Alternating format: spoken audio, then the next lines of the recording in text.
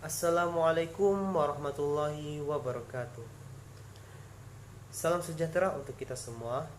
Yang terhormat kepada Bapak Dr. Muhammad Isnaini SAG MPD selaku dosen pengampuh pada mata kuliah metodologi dan praktek penelitian. Adapun pada kali ini saya akan mempresentasikan proposal saya yang berjudul tentang upaya peningkatan kesadaran sholat berjamaah dan mengindahkan suara azan di Kosping Jalan Kebun Jeruk.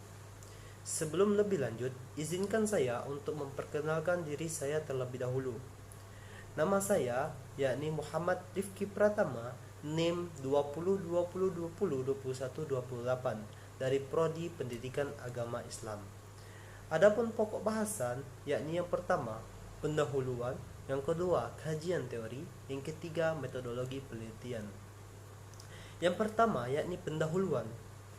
Peneliti dalam melakukan penelitian ini didasari oleh berbagai macam latar belakang masalah, yang dimana yang kita ketahui bahwasanya ibadah adalah perbuatan untuk menyatakan bakti kita kepada Allah, yang didasari ketaatan mengerjakan perintahnya dan menjauhi larangannya.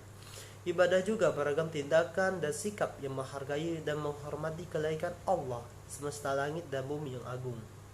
Namun di zaman sekarang kebanyakan orang menghiraukan hal tersebut dikarenakan pengaruh dari globalisasi serta kurangnya dorongan dari pihak masjid itu sendiri, sehingga dengan adanya gadget, internet dan lain-lain menjadikan masyarakat kurang beribadah dan lebih mementingkan bermain gadget ketimbang mengindahkan suara azan yang menyerukan sholat untuk beribadah kepada Allah Subhanahu wa taala.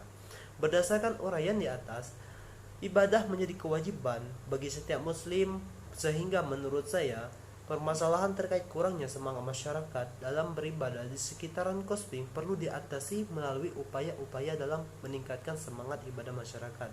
Jadi dalam menelusuri fenomena tersebut, maka penulis tertarik untuk mengadakan penelitian dengan mengangkat judul yakni upaya peningkatan kesadaran sholat berjamaah dan mengindahkan suara azan di Kosping Jalan Kebun Jeruk. Adapun identifikasi masalah, yakni yang pertama, bermain gawai bisa menjadikan orang lalai dalam mengindahkan suara azan. Yang kedua, kurangnya dorongan atau memotivasi dari ketua masjid. Yang ketiga, perilaku menjadi malas dan kurang semangat dalam menjalankan ibadah. Selanjutnya, dari hal-hal latar belakang masalah yang ada, terdapatlah beberapa macam rumusan masalah. Yang pertama, bagaimana bermain gawai bisa menjadikan orang lalai dalam mengindahkan suara azan. Yang kedua, bagaimana apa yang menjadi penyebab kurangnya dorongan ataupun motivasi dari ketua masjid. Yang ketiga, bagaimana cara mengatasi kurangnya semangat dalam sholat berjamaah. Dari rumusan masalah yang ada ataupun penjelasan yang ada, didapatilah oleh beberapa batasan masalah agar mengapa supaya proposal saya ataupun penelitian saya itu tidak terdapat kerancuan.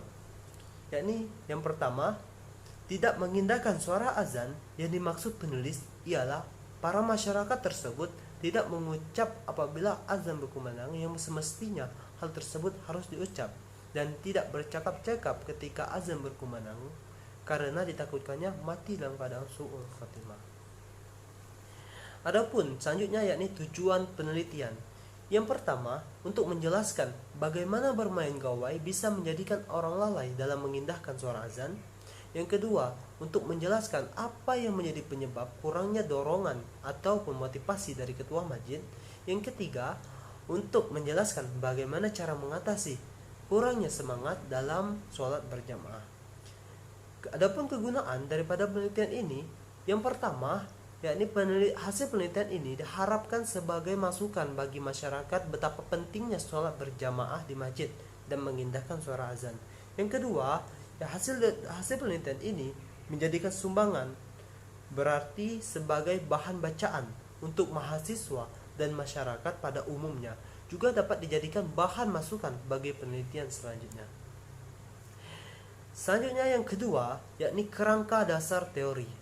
Adapun teori yang dipakai pada penelitian ini yakni teori motivasi Abraham Maslow. yang dimana dalam teori Abraham Maslow itu mengemukakan bahwa pada dasarnya semua manusia memiliki kebutuhan pokok. Ia menunjukkan dalam 5 tingkatan yang berbentuk piramida atau yang dikenal dengan hierarki kebutuhan Maslow.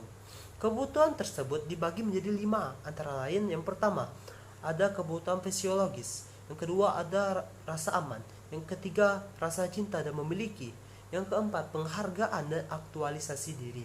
Sehingga dari kebutuhan tersebutlah menjadikan dorongan bagi orang untuk semangat melakukan atau menggapai sesuatu. Selanjutnya yang ketiga yakni metodologi penelitian. Tempat dan waktu penelitian. Lokasi penelitian itu dilakukan di Jalan Profesor Dr. Sopomo, Jalan Kebun Jeruk, nomor 101072,